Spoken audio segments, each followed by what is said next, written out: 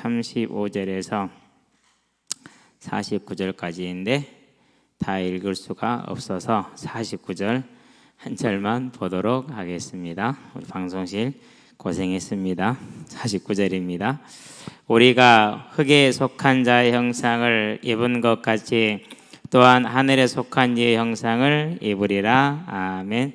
부활의 몸에 대한 이야기를 바울이 이제 오늘은 하고 있습니다. 저와 여러분들도 이 본문의 말씀을 통해서 하나님이 우리에게 허락하신 부활의 몸에 대해서 갖고 소망을 알게 되기를 바라고요. 그냥 읽어보시면은 조금 이렇게 헷갈릴 수 있는 내용들이 많이 있죠. 지난주 같은 경우는 가장 큰 게 뭐였어요? 죽은 자를 위해서 왜 세례를 받느냐 이렇게 얘기를 했죠. 죽은 자를 위한 세례는 성경에 내용이 없어요. 여기에서만 언급이 있는 거예요. 그러면은 사도 바울이 그것을 맞다 틀리다는 언급을 안 했어요. 단지 고린도 교회에 이상한 풍습이 하나 있는데 그것이 죽은 자를 위해서 세례를 받는 거예요. 죽은 자를 위해서. 그걸 가지고 뭘 증거하기를 원했느냐? 너희가 지금 죽은 자를 위해서 세례를 받는 것은 그것이 부활하기 때문에 그런 것 아니냐? 세례를 무엇의 조건으로 봤어요? 세례를 부활의 조건으로 보았기 때문에 그래서 죽은 자의 세례를 한 거거든요.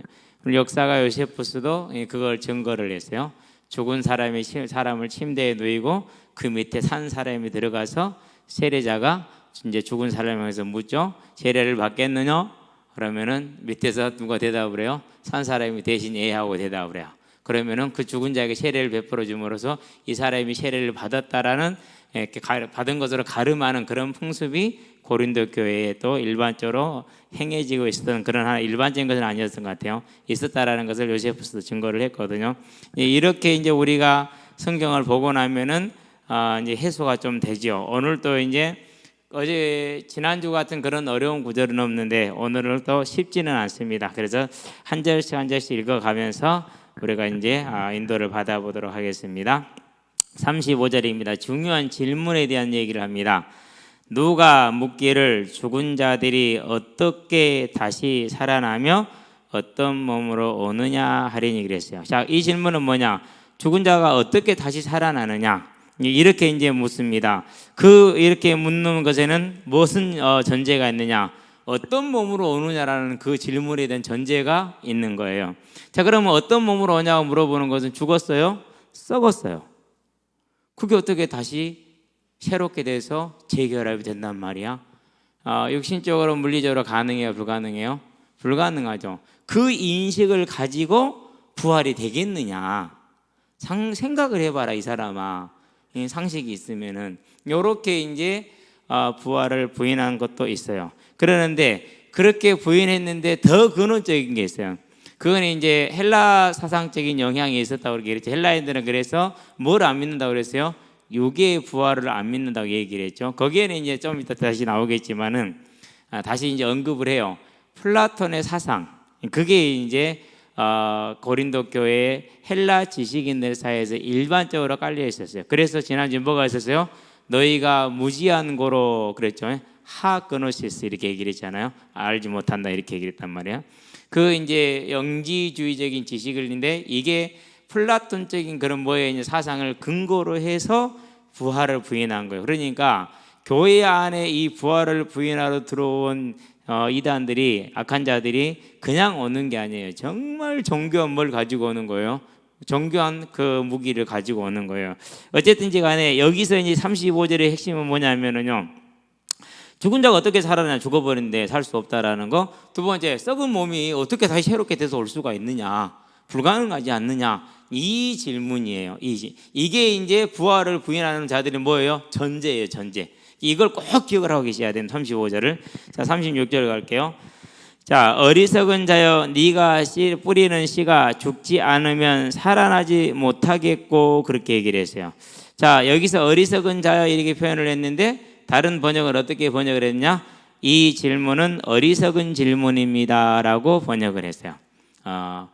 죽은 자가 어떻게 살아나고 어떤 몸으로 다시 오느냐라는 질문은 어리석은 질문입니다라고 공동 번역을 했는데 상당히 괜찮은 번역인 것 같아요. 자, 그러면서 뿌리는 씨가 죽지 않으면 살아나지 못하겠고 이렇게 얘기를 했는데, 일반적으로 우리가 뭐 하죠? 이제 바울이 뭘 설명하는 거예요? 일반적인 원리를 가지고 부활을 비유적으로 좀 설명해 들어가는 겁니다. 자, 죽음에서 부활로 이어지는 변화에 대한 설명이에요. 자, 씨를 뿌리면 씨가 죽어요, 살아요? 씨가 썩죠. 그렇잖아요. 씨가 썩어야 돼요. 안 썩으면 안 돼요. 그러면서 썩으면서 뿌리가 나고 싹이 나와요. 뿌리가 위로 나고 싹이 아래로 나서 이렇게 올라오고 이렇게 내려가고 그래요. 저는 그냥 싹이 위로 올라오고 뿌리는 밑으로 내려가는 줄 아는데 위에서 이렇게 내려가고 아래서 이렇게 올라오고 대부분 그러거든요. 강낭콩 것도 심어보면은요, 이렇게 그런 식으로 움직이게 돼요. 하여튼간에 싹이 이렇게 난단 말이죠. 그렇게 나와요 이제. 그러니까 일단은 뿌려지는 씨가 뭐야 됩니까? 죽지 않으면 살아나지 못하겠고, 당연하죠. 우리 몸이 죽지 않으면 살아나지 못할 것이라는 것을 이제 이 씨와 몸을 비교를 하는 것입니다. 37절 갈게요. 또 네가 뿌리는 것은 장래의 형체를 뿌리는 것이 아니요 다만 밀이나 다른 것의 알맹이 뿐이로되. 무슨 말이냐면요, 지금 이 몸이 죽어서 다시 이 몸이 살아나는 게 아니라는 말이에요. 자, 씨를 뿌리면 뭐가 나죠? 싹이 나죠.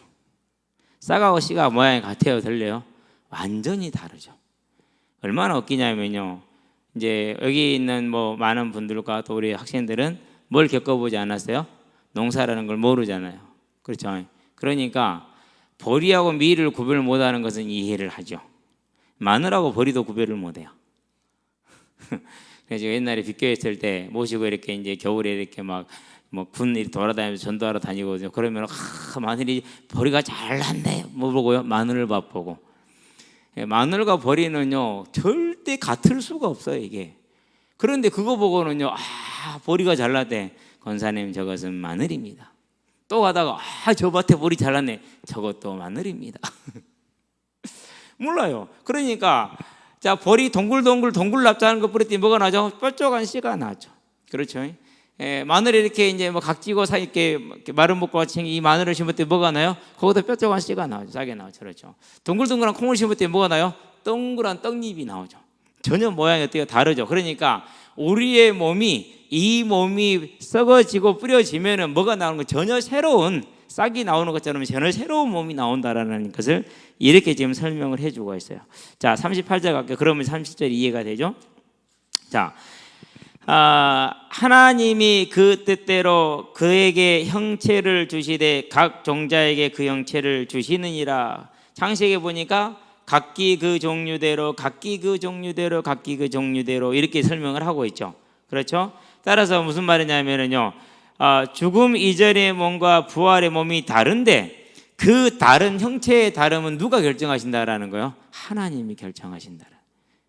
저와 여러분의 이제 어떤 모습으로 나오는지는 그건 하나님이 결정하실 거예요. 거기에 대해서는 계시록에 가면 설명이 있기는 해요. 어느 정도. 그걸 이제 우리가 표본으로 볼 수 있는데, 마태복음 17장에 가면은 뭘 보여줬어요? 그걸 보여줬어요. 변화산에서 부활한 모세도 보여주고 엘리야도 보여주고 예수님도 보여주고. 그러니까 분명히 변화된 몸인데 이 몸은 아니야. 변화된 몸이지. 그걸 지금 설명을 하는 것이죠.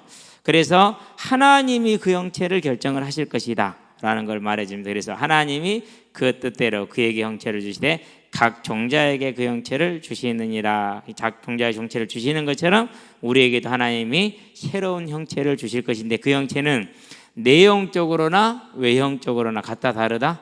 지금과는 다르다 라는 걸 말하는 것이죠. 지금과 같으면 여러분 좋아요, 안 좋아요? 안 좋지. 그렇죠? 지금과 같으면 별로예요. 완전한 다른 모습으로 바뀌지, 다른 모습으로 바뀌는 거예요. 육체는 다 같은 육체가 아니니 하나는 사람의 육체, 하나는 짐승의 육체, 하나는 새의 육체, 하나는 물고기의 육체라. 이렇게 이랬어요. 육체는 다 같은 육체가 아니다라고 얘기를 했는데요.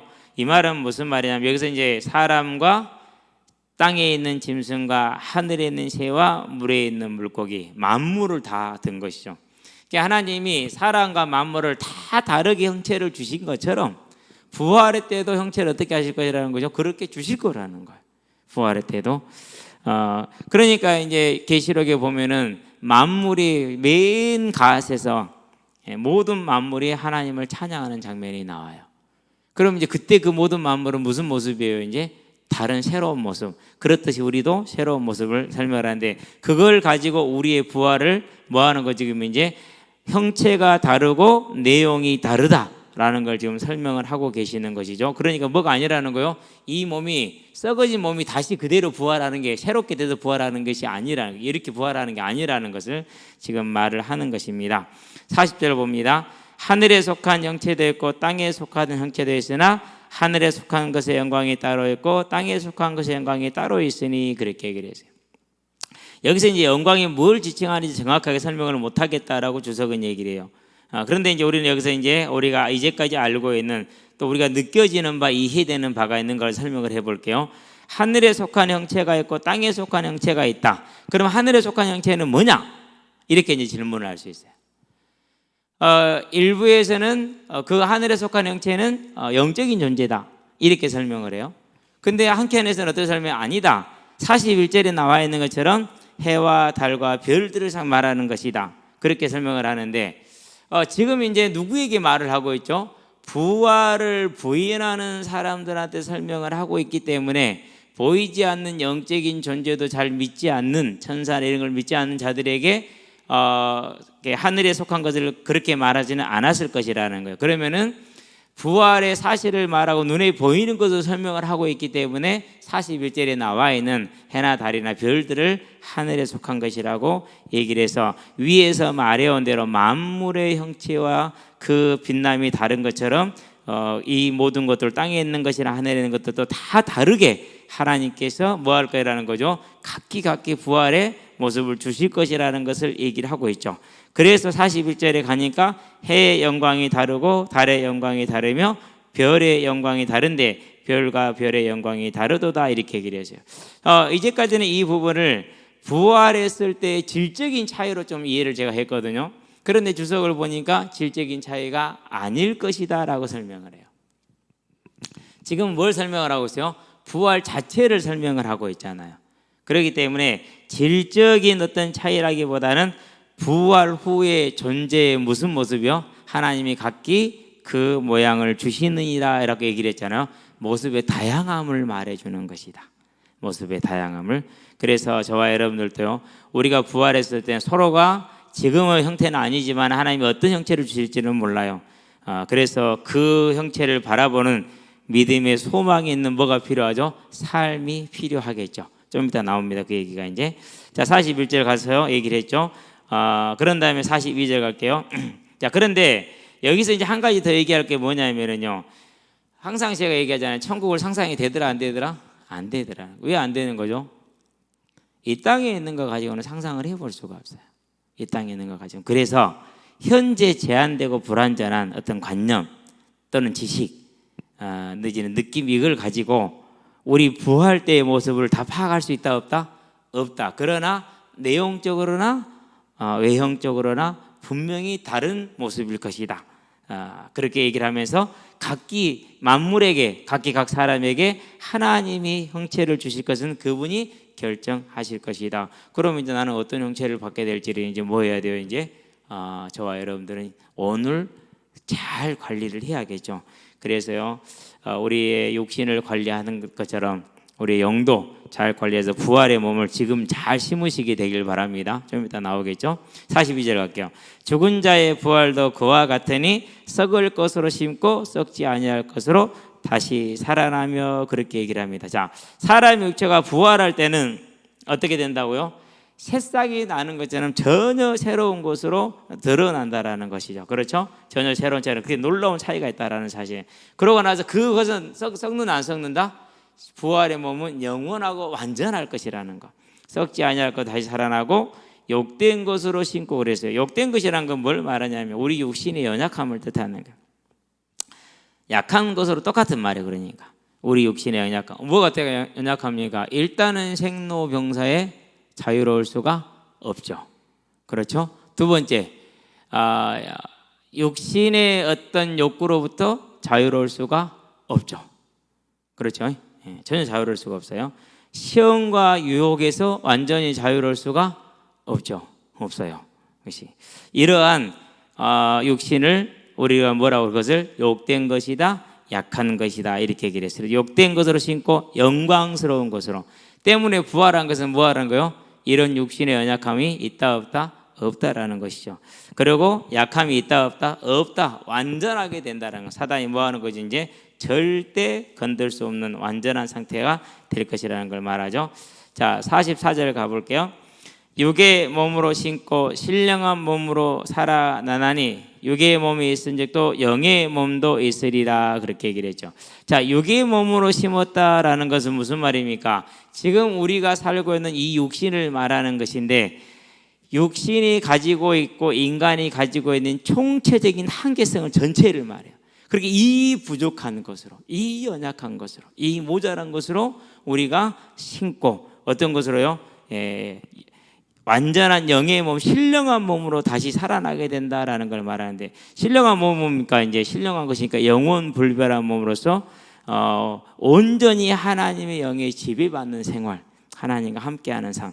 그때는 뭐가 없는 거죠? 이제 내가 이렇게 하고 싶은데 못했다 그런 게 없어요. 그러니까 뭐가 이제 가장 소망이 되는 거죠? 우리가 하나님을 사랑하면 사랑할수록 계속해서 지금 하나님의 메시지가 뭡니까? 다윗의 징계를 통해서 뭘 말하는 거예요? 거룩을 지금 말하고 있죠. 근데 거룩이 되냐고요? 잘 안 된다니까요. 그런데 하나님을 사랑하는 자는 거룩하기를 원해 안 원해요? 원해요. 그러니까 뭐가 생기는 거예요? 그러니까 갈등이 생기는 거예요. 이런 갈등 속에 있는 사람이 그 갈등이 깊어질수록 뭘 바라게 되죠? 이제 이 갈등에서 벗어나길 바라게 되잖아요. 그래서 부활의 소망은 커지는 거예요. 그러면 저와 여러분들의 이제 믿음이 가장 근원적으로 어디로 들어가야 돼요? 그래서 예수가 그리스도 곧 부활의 소망이 없으면은 부활의 증거를 잡지 못하면은 그 믿음은 육신의 믿음으로 흘러가게 돼 있어요. 육신의 믿음으로. 그러면 이제 육신의 믿음으로 흘러가면 그 다음부터는 이제 어디로 끌고 가든지 간에 구분할 수 없이 그냥 그대로 끌려가게 되는 거예요. 저와 여러분들에서요 언제나 복음의 증거의 핵심과 복음의 소망의 핵심이 뭐였다는 사실이에요. 이렇게 완전한 몸으로 살아난 육의 몸으로 신고 신령한 몸으로 다시 살아나니 육의 몸이 있은즉 또 영의 몸도 있느니라 그랬어요. 이 말이 대단히 중요한 말이에요. 왜 대단히 중요한 말이 되죠? 46절에 나오는데 그때 설명을 하게 되면 육의 몸이 있은즉 영의 몸도 있느니라. 자, 영지주의자들이 뭘 말한다 그랬어요? 하나님은 이 육신의 세계를 창조하지 않았다. 누가 창조했다? 예수가 창조했다. 그래서 예수는 뭐한 신이다? 열등한 신이다. 왜? 육신은 중요한 것이 아니고 하찮은 것이기 때문에. 그래서 육신으로는 무엇을 하든지 간에 개가 짖든지 말든지 상관이 없잖아요. 그렇죠? 그러니까 육신은 어떻게 살든지 간에 그것은 뭐가 안 되는 거예요? 선하게 판단할 필요가 없는 거예요. 그게 영지주의거든요. 영지주의 이제 지향점이 그렇단 말이에요. 그런데 지금 예수님이 뭐라고 그랬어요? 육의 몸이 있으니까 영의 몸이 있대요. 그러면 뭐예요? 영지주의하고는 완전 거꾸로 되는 거죠. 그렇죠? 영지주의하고 거꾸로 되는 것뿐만 아니라 서양 철학의 근간을 이루는 플라톤 사상하고도 거꾸로 되는 거예요. 완전히 거꾸로 돼요. 46절로 설명을 할게요. 45절로 할게요. 이제 기록된 바 첫사람 아담은 생명이 되었다 함과 같이 마지막 아담은 살려주는 영이 되었나니 그랬어요. 자, 여러 가지 설명이 되겠는데 창세기 2장 7절을 이제 인용을 한 거예요. 인용을 했는데 여기서 생명이라는 말에 이제 푸시케라는 단어를 사용하고 있는데 아담의 그 생명의 몸을 지금 지칭을 하는 거예요. 근데 생명이 되었다고 그랬죠. 창세기 2절 하나님이 생기를 불어 넣으시니 생명이 되었나니 그랬죠. 수동적인 거죠. 받은 것이죠. 그렇죠. 근데 여기서는 뭐가 됐어요? 이제 자, 마지막 아담 누구를 말하는 거죠? 예수님을 말하죠. 그분은 뭐가 됐어요? 살려주는 자가 됐어요. 받은 자가 아니라 주는 자예요. 그렇게 차이가 난다라는 것을 대조적으로 설명을 하면서 이제 이 46절 갈게요. 그러나 먼저는 신령한 사람이 아니요 육의 사람이요 그 다음에 신령한 사람이니라. 그래서 영지주의자들이 또 부인을 하면서 플라톤 사상이 뭘요? 플라톤 사상이란 건 뭐냐면요, 신령한 존재가 먼저이고 현재 이 육신은 그 신령한 존재의 아바타, 그림자라는 거예요. 그러니까 이 육신이 이제 이 그림자가 소멸되고 나면 뭐로 돌아가는 거예요? 이제 이것은 없어져 버리고, 그러니까 뭐가 없어지는 거예요? 없는 거죠? 부활이 없는 거죠. 이거 없어져 버리고 원래의 모습, 신령한 모습으로 돌아가는 거예요. 원래의 모습으로. 어렵지 않죠? 제 일생에 제일 가장 쉽게 플라톤 사상을 설명해 봤는데 써놓은 사람도 뭔 말인지 잘 모르거든요. 근데 제가 읽으면서 그래, 너 분명히 뭔 말 모르고 썼지, 다른 사람이 써놓은 거 너도 100개 썼지, 그렇게 이제 하는데요. 이것은 이해를 할 수 있잖아요. 그렇죠? 플라톤 사상의 근거는 뭐예요? 신령한 게 먼저 존재를 해요. 그리고 그것의 뭐예요? 그림자. 인도에서는 그걸 아바타라고 그러죠. 신이 육신으로 현신한 모습, 모양을 아바타라고 그래요. 그래서 이제 보통 막 10가지, 12가지 이런 모습으로 나타난단 말이에요. 이제 인도 이렇게 신관에 있어서는. 그래서 우리가 봤던 아바타가 그런 이제 개념을 가지고 만들어졌던 영화였어요. 그러니까 이제 플라톤 사상은 그래요. 영지주의와 비슷하죠. 그러니까 그랬는데 하나님은 뭐라고 얘기를 했어요? 아니다. 뭐가 먼저라고 그랬어요? 육신이 먼저다. 왜? 육신을 먼저 만들고 영을 부어 넣으셨잖아요. 그렇죠? 육신을 먼저 만들고 영을 부어 넣으셨으니까. 그만큼 지금 현재 있는 몸이 뭐하다라는 거요? very very very very important. 아주 중요하다라는 거죠. 그렇죠? 그래서 항상 우리의 믿음은 현재의 삶의 바탕에서 떠나는 순간 안 되는 거예요. 그래서 우리의 삶은 언제나 우리의 살고 있는 삶에 뿌리를 굳게 내려야겠죠. 그래서 먼저는 신령한 사람이 아니고 육의 사람이요 그 다음에 신령한 사람이니라. 곧 이 육신을 뿌려야만이, 이 육신이 죽어야만이 내용적으로 외형적으로 새로운 몸의 부활을 얻게 되는 것이다라고 부활을 설명하므로, 헬라인들이 가지고 있는 부활에 대한 개념, 유대인들이 가지고 있는 부활에 대한 개념을 다 깨뜨리고 하나님이 주시는 부활의 개념을 지금 세우고 계시는 거죠. 그렇죠? 저와 여러분들은 그렇게 이해를 하시게 되길 바라고요. 다음 주에 한 번 더 해야 될 것 같아요. 내용은 쉬운데 다음 주에 한 번 더 하고 그 다음 주에 한 번 더 하면 그때는 되게 쉬울 것 같아요. 진짜 3주 할 거예요.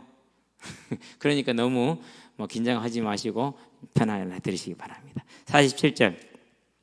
첫 사람은 땅에서 났으니 흙에 속한 자이거니와. 그렇죠? 하나님 뭐라 했어요? 너는 흙이니 흙으로 돌아가라 그랬잖아요. 사람을 뭐로 만들었어요? 흙으로 사람을 지으시고 그랬잖아요. 흙이잖아요. 그러니까. 그래서 흙에 속한 자의 둘째 사람은 하늘에서 나셨느니라 이렇게 얘기를 하죠. 여호와 하나님이 땅의 흙으로 사람을 지으시고 생기를 그 코에 불어넣으시니 사람이 생명이 푸시케가 되니라 이렇게 설명을 하죠. 자, 이것을 인용한 구절이 이 구절은요, 첫 사람은 본래 흙으로 빚어졌고 그로 인해서 모든 사람은 흙으로 빚어진 같은 존재라는, 우리도 흙으로 빚어진 거라는, 흙으로 빚어진 것에서 나왔기 때문에 흙으로 빚어진 거죠. 근원이 똑같잖아요. 그렇지? 한 근원에서 나왔기 때문에. 자, 그런 존재의 것을 아는 게 그걸 말하는 것이고, 둘째 사람은 하늘에서 났어. 빌립보 2장 6절에 보니까 그는 근본 본체, 하나님의 근본 본체이시나 이렇게 얘기를 하잖아요.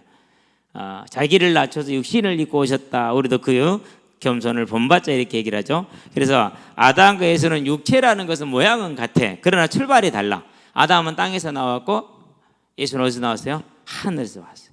그게 다른 거죠. 이제 그걸 지금 대조를 해서 설명을 해주고 있는 것입니다. 8절. 무릇 흙에 속한 자들은 저 흙에 속한 자와 같고 무릇 하늘에 속한 자들은 저 하늘에 속한 이와 같으니.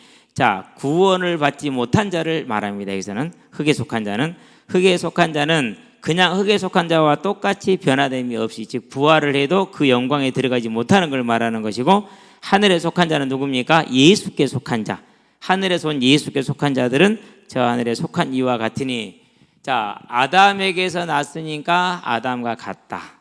그렇다면은 하늘에 흙에 속한 자들은 계속해서 흙에 속할 것이고, 예수에게서 난 자들은 이제는 하늘에 속할 것이고. 뭐에 따른 거? 저와 여러분들이 바뀌었다라는 거예요. 뭐로 인해서 바뀐 거예요? 믿음으로 인해서 하늘에 속한 자에게 속한 거예요. 아담에게 속한 게 아니라. 그래서 아담에게 속한 자는 계속 흙에 있을 것이고 하늘의 난 자에게 속했으니까 우리도 뭐하는 거죠? 그와 같이 신령한 자가 된 거야. 이제 그걸 지금 이제 부활의 모습으로 가져와서 설명을 하는 겁니다. 이 부활이 누구로부터 온 거란 거죠? 하늘에 속한 예수로부터 왔다라는 것을 말하는 것이죠. 자, 48절 봅니다. 무릇 흙에 속한 자들은 저 흙에 속한 자에게 받구나. 49절 마지막 자리입니다. 오늘은 되게 빨리 끝납니다. 준비는 되게 오래 했는데 우리가 흙에 속한 자의 형상을 입은 것 같이 또한 하늘에 속한 이의 형상을 입으리라 라고 얘기를 하죠. 자, 창세기 5장 3절에 보니까 아담이 그의 형상을 닮은 아들을 낳아 셋이라 이름을 짓고 이렇게 있죠. 아담이 뭘 낳았다고요? 자기의 형상을 닮은 아이를 낳아서 셋이라 이름을 지었어요. 흙에 속한 자의 형상, 아담의 형상을 지금 말해주는 것이죠. 또한 하늘에 속한 이의 형상은 뭡니까? 이제 예수님의 형상을 말하는 것으로서 부활 때에 우리에게 주어지게 될 뭡니까? 이제 다른 모습을 지금 부활의 몸에 대한 걸 얘기를 해주는 거죠. 자, 그럼 35절로 가요. 자, 어떻게 죽은 자가 살아난다고요? 씨를 뿌리면은 씨가 죽어야 새싹이 난다. 그렇죠? 어떤 몸으로 온다고요? 썩은 것이 다시 재결합이 돼서 부활하는 것이 아니라 어떻게 한다고요? 자, 하늘에 속한 이의 형상으로 신령한 몸으로 부활을 하게 된다. 그래서 35절에 부활을 부인하는 자들의 두 가지 잘못된 전제. 첫째는 뭡니까? 썩은 것이 어떻게 다시 새롭게 되겠느냐라는 전제. 두 번째 전제는 뭡니까? 헬라 사상적인 것, 신령한 것이 먼저이고 육신은 단지 그 그림자에 불과하다고 얘기를 했는데 그것이 아니라 육신이 먼저이고 신령한 것은 나중이라는 하나님의 창조 원리를 가지고 설명을 해주고 답을 준 거죠. 자, 이러니까 이들이 뭘 오해한 거죠? 유대인들이 그런 질문을 했죠. 자, 7 형제가 있는데 다 같이 한 여자를 아내로 맞아들였다. 그러면 부활 때 누구의 아내가 되겠느냐라고 물어봤죠. 그러니까 예수님이 뭐라고 하죠? 너희가 하나님도 모르고 무엇도 몰랐다 그래서 성경도 몰랐다 이렇게 얘기를 하죠. 부활 때는 뭐라는 거죠? 지금과 같이 지금처럼 시집가고 장가가는 것이 아니다. 전혀 다른 세계다 이렇게 얘기를 하죠. 그런 것처럼 하늘에 속한 이의 형상을 신령한 형상, 분명히 몸이 부활인데 어떤 몸이요? 연약한 몸이 아니고 악한 것이 아니고 완전한 하나님과 함께 할 수 있는 완전한 몸으로 부활을 받는다는 것이죠. 자, 그러면은 왜 이렇게 부활을 강조할까요? 19절에 얘기를 했죠. 우리가 이 땅의 것만 바란다면은 뭐한 자들이니라? 가장 불쌍한 자들이니라 그랬어요. 내일 죽을 것이니 오늘 먹고 마시자 하리라 이렇게 얘기를 했어요. 그러니까 믿음의 결국은 뭐라고요? 영혼의 구원, 곧 우리의 총체적인 구원. 영혼이 뭐가 없으면 안 되죠? 영혼은 몸이 없으면 아무 소용이 없어요. 그래서 몸이 중요한 거예요. 근데 이 몸이 악한 것이거나 연약하면 돼요, 안 돼요? 그럼 부활로부터 뭔 소용이 있어요? 이 고통을 또 짊어져야 되는데, 그렇죠? 그래서 그렇지 않은 신령한 것으로 몸을 얻게 될 것이라는 거죠. 그게 이제 저와 여러분의 신앙의 가장 중요한 핵심이 된다라는 것입니다. 그래서 다음 주에 이 부분을 한 번 더 볼 필요가 있을 것 같다. 이렇게 이제 강단에 서서 설명을 하면은 조금 어렵고 소그룹으로 앉아서 설명하면 더 쉬운데. 이렇게 하니까 다음 주에 한 번 더 해야 돼요. 여러분들도 다음 주까지 고린도전서 15장을 좀 많이 쭉 읽어보시기 바랍니다. 하루에 한 번씩만 읽어보시기 바랍니다. 그래서 읽어보면 내가 무엇을 모르고 무엇가 이해가 안 됐는지를 가지고 오셔야 제가 설명을 할 때 이제 그 설명이 도움이 되겠죠. 그렇지 않으면은 모든 설명이 다 뭐 하는 거예요? 이제 어려워지거든요. 어려운데 근데 자 우리가 이제 이렇게 봐보니까 어때요? 성경을 아는 게 별로 있어요, 없어요? 없죠. 예, 이제 새벽에 얘기하고 자주 얘기를 하는데요. 성경을 이렇게 정리를 하다 보니까 마소라 사본에 대한 것을 알게 됐어요. 마소라라는 말은 전통이라는 말이에요. 근데 이 마소라 사본은 무슨 사본이냐면요, 마소라 학파가 성경을 필사한 거예요. 성경을 베껴 쓰는 거죠. 그러니까. 근데 성경은 히브리어로 구약은 히브리인들은 어떻게 구약을 몇 권으로 나눴느냐? 우리는 39권이잖아요. 근데 히브리식으로 편찬하는 건 24권이에요. 사무엘서, 다음에 역사서, 역대서. 이것이 한 권이에요. 상하가 나눠진 게 아니고. 그럼 일단 세 권이 빠지죠. 예, 그런 다음에 에스더하고 에스라하고 느헤미야가 한 권이에요. 그러면 또 네 권이 빠졌죠. 그런 다음에 소선지저 12권이 한 권이에요. 말라기, 하박국 이런 건 전부 다 한 권이에요. 그러면은 12권이 11권이 빠져버리죠. 그럼 몇 권이 빠져 지금? 지금까지 4권, 15권이 빠져버리죠. 그러니까 25권이에요. 근데 이 25권의 성경이 몇 구절을 빼고는 몇 구절은 아람어로 됐고 나머지는 전부 다 히브리어예요. 근데 히브리어는 모음이 없어요. 기역, 디귿, 리을 이렇게 단어가 구성이 돼 있어요.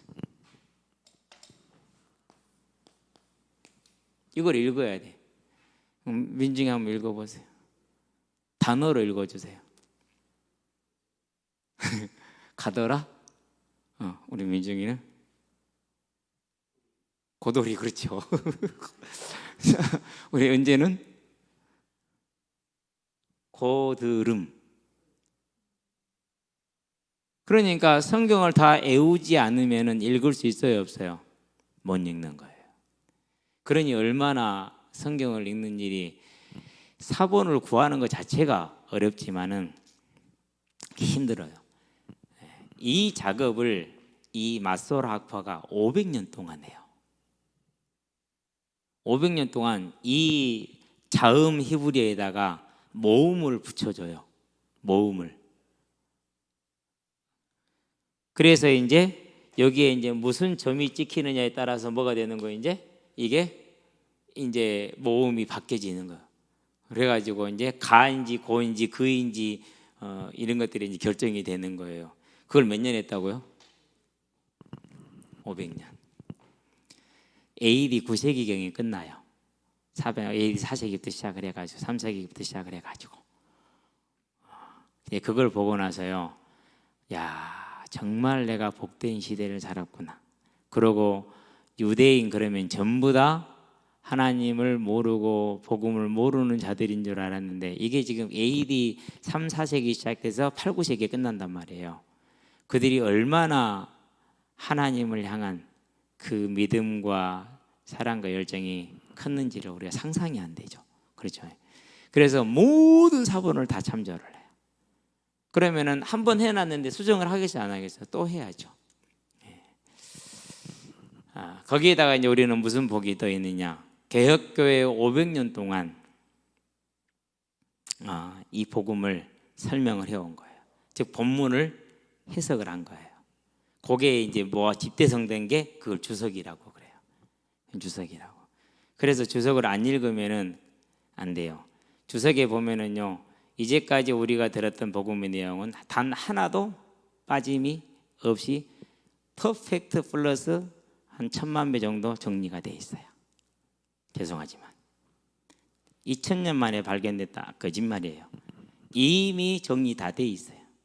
정리 다 돼 있어요. 완벽에 가깝게 정리가 돼 있어요. 완벽에 가깝게. 근데 그걸 읽으면서 얼마나 감사했느냐면, 야, 나는 이 정리된 것을 받았구나. 나는 500년 동안 그 고생 안 해도 되는. 우리가 얼마나 복된 시대인지 알겠죠. 그러니까 성경을 읽는데 우리가 힘을 쓰게 되기를 바랍니다. 그래서 창세기를 다 아는 줄 알았거든요. 오건성 목사님이 창세기를 강의를 잘 하신다고 그러잖아요. 제가 볼 때는 죄송하지만 엉터리예요. 근데 저도 모르더라고요. 다시 읽어보니까, 내가 성경을 더 알고 읽어보니까 모르는 게 한두 개가 아니야. 너무 많아. 이거 안 되겠다. 이제 500년 동안 최고의 영감을 받은 자들의 노력의 결산을 내가 공부를 한번 해봐야겠다. 이 창세기 주석은 이 정도 돼요.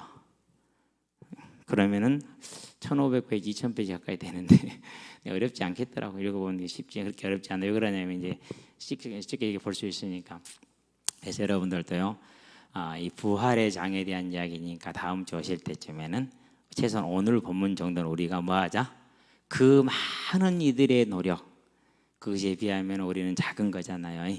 작은 것이면 기울여서 다시 한번 제가 다음 주에 할 때는 이게 이제 저도 좀 편안하게 설명을 하고, 지금 준비한 내용의 한 4분의 1 정도만 얘기를 하고 지금 끝낸 거예요. 더 얘기를 하면은 계속 너무 힘드니까. 그래서요, 우리가 이제 풍성한 말씀 가운데로 들어가야 돼. 하나님 우리에게 주신 예수가 그리스도란 이 복음, 부활의 소망과 능력 가운데 온전히 들어가는 저와 여러분 되기를 주의 이름으로 축원드립니다. 기도하겠습니다. 살아계신 아버지 하나님, 하나님께서 우리에게 허락하신 이 복음을 이처럼 쉽고 이처럼 가까이 하게 하신 것을 감사를 드립니다.